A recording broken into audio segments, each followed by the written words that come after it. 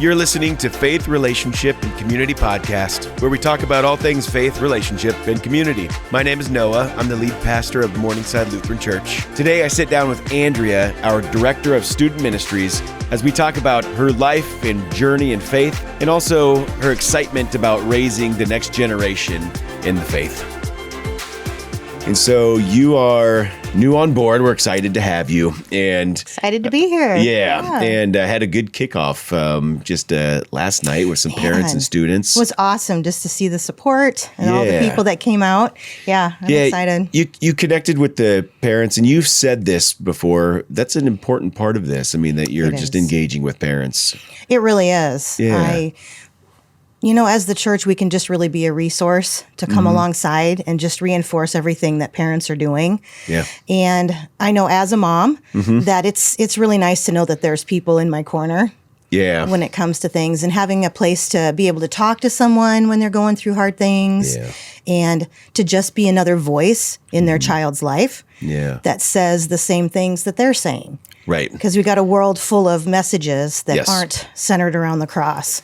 And so when we can come alongside and reinforce that, what mom and dad are telling you, it's the truth. Yeah, absolutely. No, that's good. Because sometimes it's like, that's just mom and dad. For sure. And so when we've got people, what is it? There's a stat out there somewhere. It's how many people in a student's life for, I think it's Sticky Faith. There's a book out there, Sticky Faith, and talking about what it means to have those different mentors and people, adults in your life as a child, to speak in that same message. Yeah, it's really, really important. And just like you said, the stats show that the more of these stable, loving adults that a child has in their life, just the better their outcomes are. Yeah. Okay, you have children. I do. Yeah. So talk about your children ages and just kind of the scope you're working with the large scope of ages right now. I really am. Yeah. So I'm a mom of 7. Yep. And they range from 28, just turned 28, down to 12. Yeah. And so I've been through a lot of middle and high school as it is, and I've still got more to come. Yeah. I've got 5 of our own, and then we're biological. They're all mine. They're all, but then adopted too. Okay. And so that's the family that we have, and that brought us to 7. How old were they when you adopted? 3 and 5. Okay, 3 and 5. Yeah, close to 4 and 6, but they were 3 and 5. Mm-hmm. Okay, very good. Yeah, and integrated well into the family. Like I said, they're yours, and they're definitely ours. Yeah. It took some time. There had been some hard things that they had been through before they landed with us. We were their 4th placement. Yeah. So that brings a lot of hurt on a child. So it took some time, but we're doing well. So you have experience kind of navigating that within your home. And I think about that in the larger picture of students that are not just here on Wednesday nights, but obviously in school too. But the kids that we get to hang out with on Wednesday nights, they come from different backgrounds and different homes. And so how do we minister to that well and juggle that? I find that these kids today are just looking for someone to be authentic. Yeah. If I can just get on level with a kiddo and just let them know that, hey, wherever you are in life and whatever's going on, I'm okay with that. I accept that. I've got my own issues that I've been through in life. Yeah. My family's got stuff, and you do too, and that's okay. We're all in this together. Yeah, that's great. Yeah. What does that look like in your home? Thinking about just the things surrounding faith through prayer, scripture reading. How has that been just raising your children into that kind of home? For me, I think the biggest impact that I see with my parenting on my kids is just presenting a worldview, a Christian worldview. My oldest son laughs that it's hard for him even today to watch something without hearing my voice, asking him to scrutinize that. So that does work. So when my kids get a little older, they'll hear my voice, whether they want to or not. So he laughs, but he's like, oh, wow. But I think that's been impactful, just to take something that they're seeing. You can't hide them from everything. You can't shelter them from everything. Nope. But when they encounter things, just having that conversation, what is the truth of this? Is that really what you're seeing? Is that the truth of life, of the world? And just helping them think through that and navigate that. Yeah. I think that's the temptation, isn't it? To take the hard topics, the hard things that go around our world, like we're dealing with today and we deal with each week.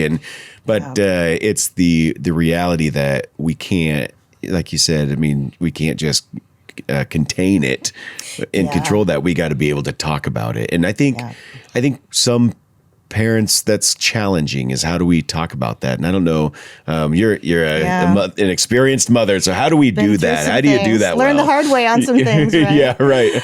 I do know that the harder I push for something, the further they run from it. Yeah. And so being able to just come alongside and have it feel more like I'm an ally, I'm looking out for you. And I will tell my kids that sometimes because they will get frustrated with what I don't want them to watch or what I don't want them to do. Or if it feels like criticism to them, certain friends they might be gravitating towards. And we have those conversations. But just to remind them like, hey, I'm on your side. Yeah. Why would I be coming to you with this for any reason other than I love you and I want the best for you? And even if I'm wrong, I want you to hear me out because my heart is in the right place as your mom. I want the best for you. That's good. Yeah. That's a good word and a good way to frame that to kids, really kind of through any age, because they're going to throw those at you. They don't always want to hear it, and that's okay. I accept that. That's right. Yeah. But, we didn't either. Right, for sure. Right. That's so right. Yep. Yeah. But just giving that opportunity and helping them to just stay open to what I'm saying. Yeah. What do you think is for parents that are kind of listening now and even having their kids here?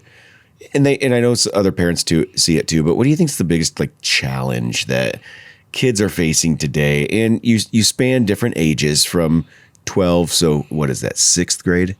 Just started 7th grade this year. Just started 7th grade. They're almost 13. And so you've seen kind of the upper elementary, but into high school.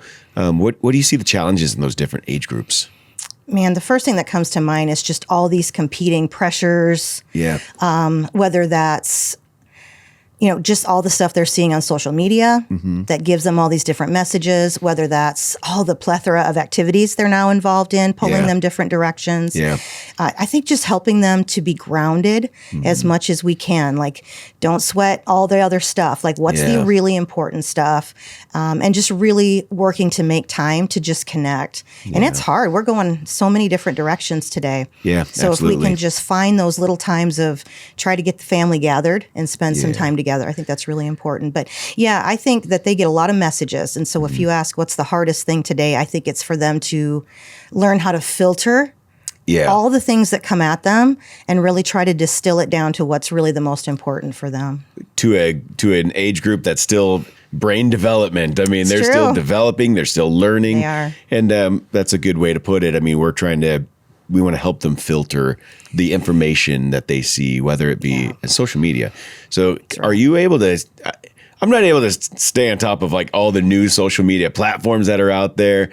I know Facebook and that's about it. And so, but there's so many more out there. There are but a lot right now. Yeah. What are the challenges with social media and the different platforms? As a mother that's in that, your kids are ranging in those areas of social media. Yeah, one of the things I do is I try to show genuine interest in the things that they're finding maybe funny or interesting. Yeah. So if one of my kiddos is laughing about something, a lot of times they will actually show me because I'll laugh along with them. I'm curious, I'm interested. Yeah. Sometimes I roll my eyes and I'm like, oh my, how do you find that right, funny? exactly, right? Yeah. Like really? Come on. But I raised you better than that. But it's funny. Yep. So I think just being able to be kind of present with that. There are times when I push back and I'm like, hey, buddy, you've been on a long time. Let's go change gears here. Let's do something else. And I might get some grumble. So I think just being able to encourage them, there's other things that are important in life. Let's keep that, down. But I have found that I probably know way more than I want to know about what's funny to this generation or interesting to this generation by just trying to be present when they are involved with those things. And they'll show me memes. They'll show me things that they think are funny. And they know that I'm kind of around. And so I hope that having kind of a not helicopter-ish, but that I'm around and interested. A presence. Yes, maybe helps them to kind of guide where they're going online a little bit. That's good. Okay, so shifting gears as we talk about this new position. Yeah. What are you excited about this new position? You had your kickoff last night, like I said, and going through the year. What are some things that are kind of mulling over in your head that you're just excited to learn, to grow in, and throughout this position? Yeah, well, just coming into this church, I'm just really impressed with the longevity of many of these families. Yeah. And you just don't have that everywhere. So I don't know if people really realize how good they have it. That's good. For that. Yeah. Sure. And just the participation to see all those parents and caregivers come out. It is really something. In this day and age, you don't always have that. And so I've come from a place where if you had parents show up at all, it was a big deal. It was pretty much just the kids. And so I'm excited to see if just making those connections with parents. And I genuinely enjoy this age group. Yeah. I genuinely do. And so I'm just excited to get to know these kids, let them know that, hey, I'm for you. I'm for you. And to just help them also to connect with each other, because belonging is just so important at this age. And this is a great way to foster that. Let's get together once a week and let's encourage one another and enjoy our time together and grow in the Lord together. Yeah, absolutely. And that's cool. Props to parents out there, because for showing up, for being involved. Definitely. And because you don't always get that, and that's our encouragement. I think you're really speaking into that, though, the presence, not just our presence as church leaders and here staff at the church, but for parents to be involved and know what their kids are doing, even in their faith life. Yes. Outside of the social media apps and all that, but their faith is going to be equally important. I agree. I do agree, and it's a place that they can maybe have a springboard. Hey, what did you guys talk about tonight? Yep. And it gives an open door to have those conversations. That's great. Yeah. Relationships are huge for you, and you talked about just connectivity. Talk about that a little bit, of just students and how you see that happening, interacting with each other, middle school and high school, the engagement of relationships and your role in that. Well, I look back over just the privilege I've had of getting to know my own children's friends and just building a little community around activities and things that they're doing. Yeah. And just I want to be that person where they're looking for me when they get done off the stage or what they're doing, Of course, find whoever came to see you. Yeah. But, I just have a lot of kids and we just congregate together and I can high five them and they want to know, did somebody see me, especially kids who don't have anybody that showed up. Yeah. And so that's really where I began to see wow, it's so simple to just say hi, to just let a kid know, I see you. You did awesome. And that's just enough sometimes to just be seen. And it's amazing how much they open up when they know that you genuinely delight in them. Man, you're so awesome. I love watching what you're doing. I see you. That's cool. And they just gravitate to that. So I just find that just you don't even have to really go out of your way in a sense. It's just being authentically interested in a kid. And that means the world. I love to them. that. And that's a good word for just our congregation outside of a Wednesday morning, to be engaging on a Sunday morning, to be able to high five the kid and say, hey, it's great to see you here always, every Sunday and coming around. And so, they're not going to be the church. They are the church, right? They're part of it now. Yep, absolutely. Yeah, that's good.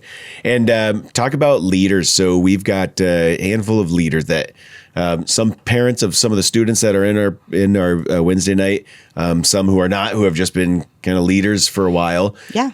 Just the importance of somebody, and especially if that's on their heart right now, to say, I don't know if I can do that or want to do that. Talk about the role and the responsibilities, but also the importance of a leader. Yeah, what a privilege to get to speak into the lives of young people.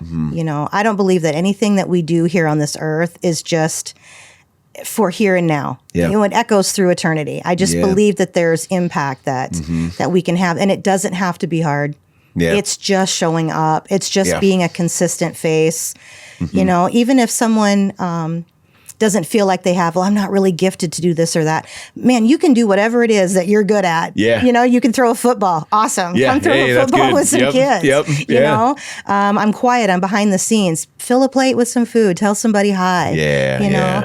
And really grateful for those who want to go into the room with the kids and just work through an issue and hey, this is what we're talking about tonight, and just really hearing what's on a child's heart.